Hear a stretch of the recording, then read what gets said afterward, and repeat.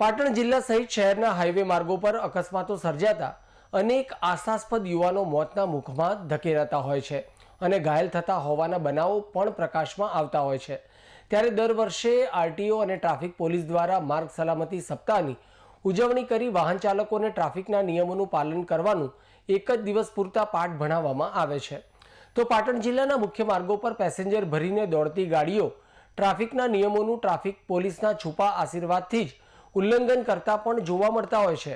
ત્યારે આજરોજ બપોરના સુમારે પાટણ નગરપાલિકાના પ્રમુખની ગાડી બેફામ રીતે ડ્રાઈવર હંકારીને પેટ્રોલ પંપ પાસેથી પસાર થતા એક સાયકલ સવાર દીકરી રોડ ક્રોસ કરવા જતા પ્રમુખની ગાડીની એટલી સ્પીડ હતી કે તેને ટક્કર મારતા દીકરી 15 ફૂટ જેટલી ઉછળીને જમીન ઉપર પછડાઈ હોવાનું ઘટના સ્થળે ઘટના જોનાર વ્યક્તિઓએ જણાવ્યું હતું।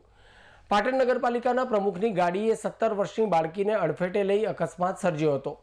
ફૂલ સ્પીડે આવતી નગરપાલિકા પ્રમુખની ગાડીએ બાળકીને અડફેટે લેતા બાળકીને ટક્કર વાગતા દૂર સુધી ફંગોળાઈ હતી। બાળકીને જોરદાર ટક્કર વાગતા શરીરમાં અનેક જગ્યાએ ઈજાઓ થઈ હતી। પાટણના પદ્મનાભ વિસ્તારમાં યામી પેટ્રોલ પંપ પાસે ઘટના બની હતી। પાટણ નગરપાલિકાની ગાડી પૂર ઝડપે જતા ગાડીના ડ્રાઈવરની મોટી બેદરકારી સામે આવી હતી। બાળકીને ધારપુર મેડિકલમાં સારવાર અર્થે ખસેડવામાં આવી હતી।